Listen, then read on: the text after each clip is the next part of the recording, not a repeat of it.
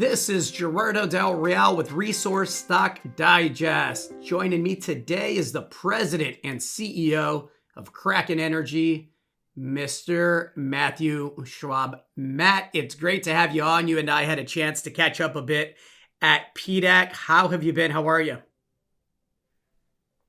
I've been doing well, thanks. Yeah, it was great to catch up at PDAC. Hope you've been doing well in the meantime. Great to sit down and give you an update on the company. Let's get right into it. Listen, I'm going to tell you a couple of things that I took away from our conversation and sit down at PDAC. One is you're singularly focused on Kraken, which I have to tell you, as somebody that's been in the junior resource space for roughly 15, 16 years, it's not the norm. Typically, CEOs love to be CEOs and presidents of 3 or 4 different companies and chairmen of another 2 and consultants for 5 other ones. I absolutely love the commitment to Kraken Energy. And before we get into the catalyst and the merits of the company, I want to talk a bit about your past success and kind of your background, because I think it really speaks to your outlook and dedication to Kraken and where I think the company could be going. Sure, yeah, absolutely. No, and first off, I appreciate your appreciation for the fact that I'm dedicated to Kraken.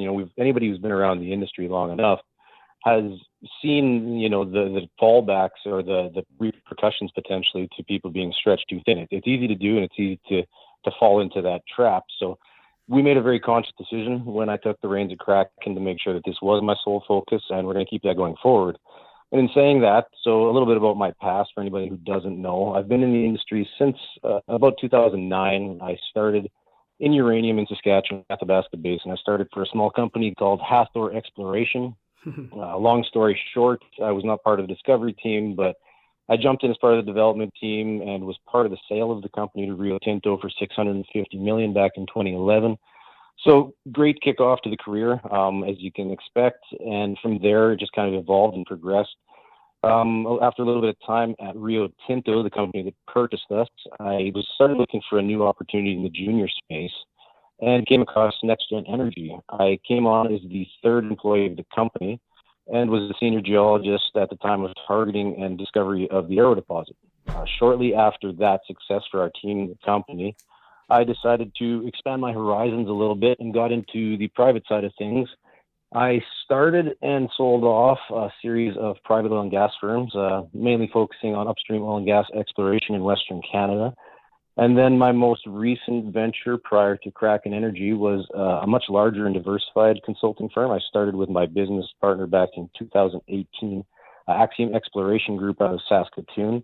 In 3 years-ish, we took the company from just the 2 of us to about 110 employees working in 16 countries worldwide. And then September of last year, as it happened, I was approached with the opportunity for Kraken Energy. And based on the team that was already assembled, the projects they had in place, the chairman heading up the company, it really didn't take much time for me to decide that this was the right opportunity and jump on board. So here I am now. Well, let's get right into Kraken. You mentioned Hathor and the Rough Rider deposit selling to Rio Tinto for $654 million. Where's Kraken's market cap? Because I really want to highlight the opportunity here.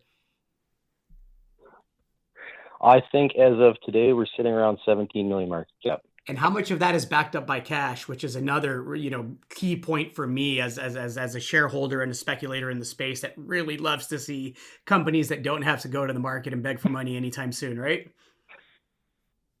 Absolutely. So at the moment, we're sitting with about $8.5 million cash in the bank. So, enterprise value of the company, roughly $9 million right now. So just over 50% of the value in the company is backed by the cash. Absolutely. All right, let's get into position to be in. Yeah, absolutely. Let's get right into the assets. Tell me about where you are exploring, why you are exploring, where you're exploring, and then let's talk about some of the catalysts that are coming up here soon. Sure. So right now we've got 3 high-grade uranium projects, all based in Nevada. That would be our Garfield Hills, our previously producing Apex uranium mine, and the Huber Hills project. All 3 of them have year-round access. They've got access to power, water, despite being in the Nevada desert. And of course, with the grades from the previous production, average production grades of 0.24 to 0.25% U3O8 being respectively Huber Hills and Apex uranium mine. Drilling results, we've got a fair bit of a range, but high grade looking at, 0.26% U3O8 over 14 meters at Garfield Hills historically, all the way up to 0.37% U3O8 over 34.1 meters at Apex. And then, of course, we've got the value added metals on all three of our properties as well, with silver grades up to 7,300 grams per ton, gold up to 15 grams per ton. And now, based on our more recent prospecting exploration on the projects, we're seeing economic potential for moly, nickel, copper, just to name a few. Where are you in the exploration process? You mentioned past production, right? Which is another absolutely, important box that I like to check off. Exploration on greenfields projects is great, right? It excites me as much as it excites anyone else that's been in the space and then has done well with exploration stories that work. But when you have past producing properties, I got to believe that comes with a fair amount of data that you can, work to your advantage to really hone in on key targets. Absolutely. So, current exploration where we're sitting right now, we're just wrapping up our maiden drilling program at Garfield Hills. Should be wrapped up this week. Assays are off to the lab, so we should be getting results back hopefully in the coming month. But as far as, like you said, about the greenfields, brownfields thing, our exploration strategy is really, really focused on capitalizing on historic properties or projects that are a brownfield state so that we can more or less skip the greenfield exploration stage, lessen the investment risk for people coming into the company, but also at the same time, really focus on being able to build up past resources rather than make a new discovery. And at that same time, fast track these projects to a more or less production ready state. Excellent. What comes next, Matt?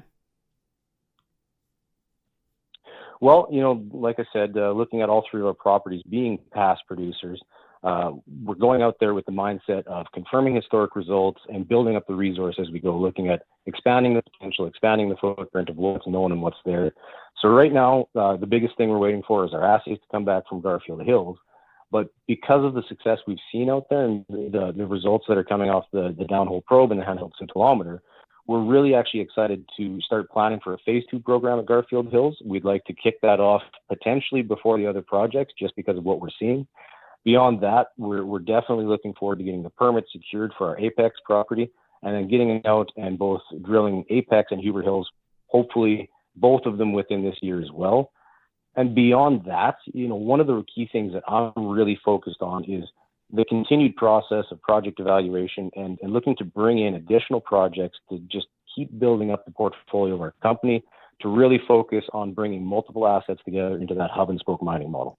You have an excellent team. You're cashed up. You're in the US. You're targeting brownfields projects in the uranium space. I think uranium, while it always takes a tad bit longer than any of us like, is due for an absolutely phenomenal bull run here in the next little bit. That's going to be very, very profitable for companies, especially companies that are positioned here domestically and in North America with quality assets. Matt, I want to thank you for your time. I want to have you back when those assays come in, and I'm really looking forward to continuing our dialogue here as the couple of months go on here.